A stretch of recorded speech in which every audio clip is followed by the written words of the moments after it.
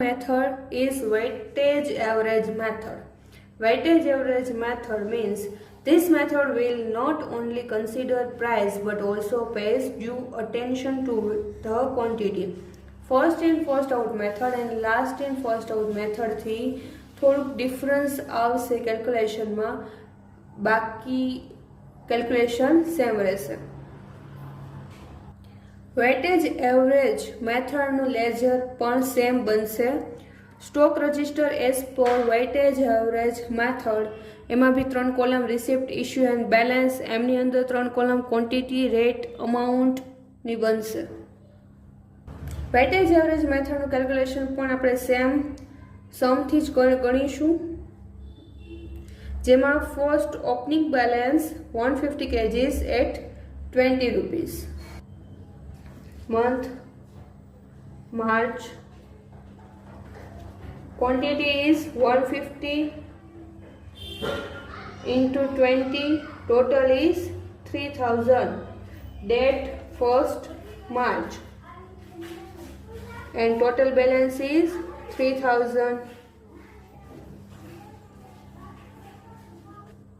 Second transaction is 3rd March, issued 50 kgs. 3rd માર્ચના આપણે issue કરીએ છીએ કેટલા kgs? 50 kgs. 3rd March 50 kg issue કરીએ છીએ. 150 માંથી 50 into 20, total is 1000. Remaining balance is 100 units. Per unit price 20, total is 2000 units. Third transaction is 9th March, purchase 200 kgs at rupees 21. तो 200 kgs at rupees 21. Date हશે 9th March. 9th March purchase કરીએ છીએ એટલે રિસિપ્ટ્સમાં આવશે 200 kgs into 21, total is 4200. Okay, 9th માર્ચની રિસિપ્ટ્સમાં આપણે આ note down કર્યા પછી વેટેજ એવરેજ મેથડમાં અને લીફો એન્ડ ફીફો મેથડમાં શું ડિફરન્સ છે અહીંયાથી તમને સમજાઈ જશે. આપણે લીફો એન્ડ ફીફો મેથડમાં બેલેન્સ લખતા તો બંને બેલેન્સ અલગ અલગ રીતે લખતા, જેમ કે પહેલાં 100 યુનિટ્સ નોટ ડાઉન કરતા, પછી 200 યુનિટ્સ નોટ ડાઉન કરતા. બટ ફીફો વેટેજ એવરેજ મેથડમાં બંનેનો ટોટલ થશે, જે રિમેનિંગ બેલેન્સ છે બંનેનો ટોટલ થઈને લખવામાં આવશે. જેમ કે પહેલાં અહીંયા કેટલા યુનિટ છે? 100, તો એ લખો 100 into 20, ટોટલ 2000. પછી 200 into 21, ટોટલ ઇઝ 4200. હવે આ બંને બેલેન્સનો આપણે ટોટલ કરવાનો, એટલે total unit 300, total amount 6200. 6200 divided by 300 તો તમને મળશે 20.67. તો પર યુનિટ પ્રાઇસ તમને શું મળશે? 20.67, જે પર યુનિટ પ્રાઇસ આપણે આ બંનેના ટોટલ પરથી ફાઇન્ડ આઉટ થઈ જાય. Now second transaction is 16th March, issued 150 kgs. 16 માર્ચમાં 150 kgs issued કરે છે, એટલે રિસિપ્ટ્સમાં કાંઈ નહીં આવે. 50 kgs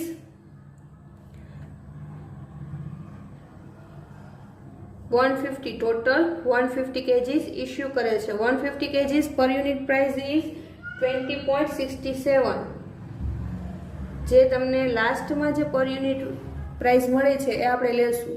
okay, 150 into 20.67, total is 3100. 150 units જે આપણે ટોટલ 300 સ્ટોક છે એમાંથી આ માઇનસ થશે, એટલે ટોટલ વધશે 150 યુનિટ્સ. પર unit price 20.67, total is 3100. 18th March, return from job 10 kgs out of 3rd March. Third માર્ચનો જે સ્ટોક આપણે ઇસ્યુ કરેલો હતો એમાંથી આપણે 10 kgs રિટર્ન મળશે. તો ડેટ છે 18th માર્ચ, તો પહેલાં ડેટ નોટ ડાઉન કરીએ.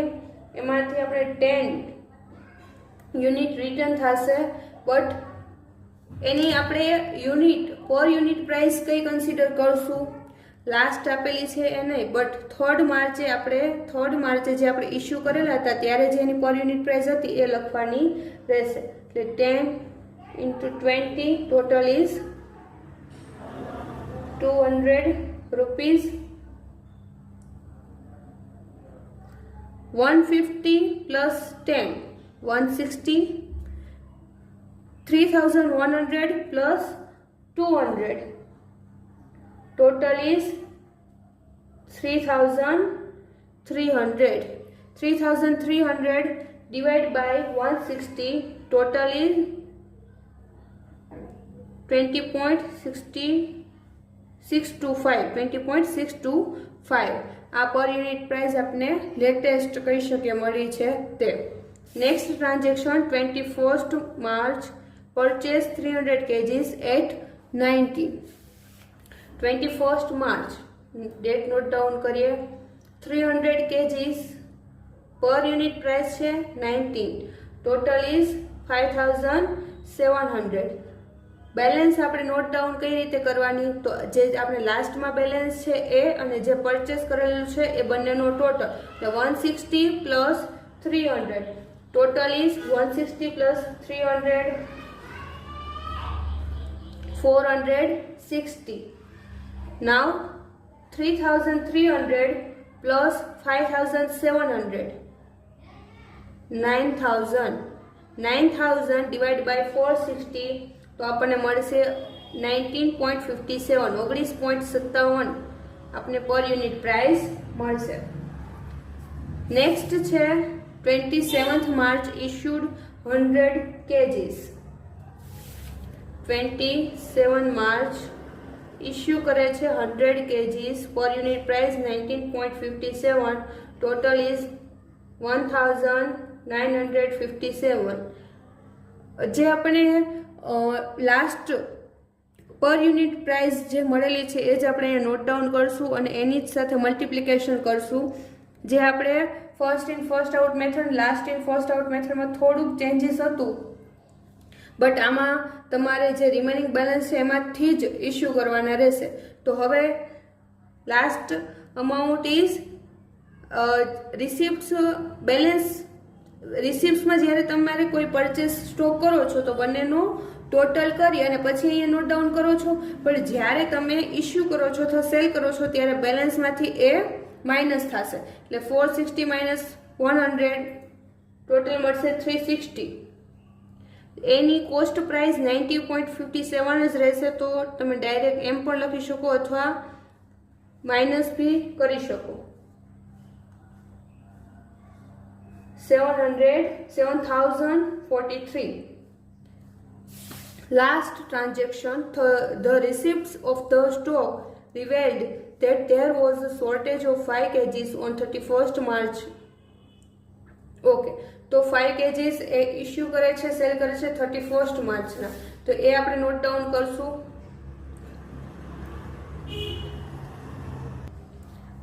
31st માર્ચ 5 kg ઇસ્યુ કરે છે, બટ એની આપણે પર યુનિટ પ્રાઇસ કઈ લેશું? લાસ્ટ જે આપેલી છે એ જ 19.57. એમનો ટોટલ મળશે 98. 5 into 90.7 is equal to 98. હવે remaining balance 360 minus 5 355 into 19.57 total 6945.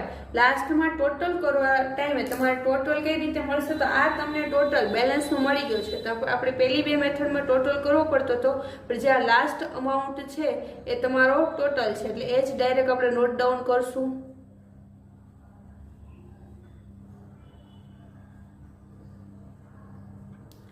Okay, હવે રિસિપ્ટ અને ઇસ્યુનો જે આપણે ટોટલ છે એ કઈ રીતે કરશું? તો તમને પહેલા આપણે જે રીતે કર્યો છે એ જ રીતે કે પહેલા ઇસ્યુમાં અમાઉન્ટનો ટોટલ 2465 એન્ડ ક્વોન્ટિટીનો ટોટલ 305.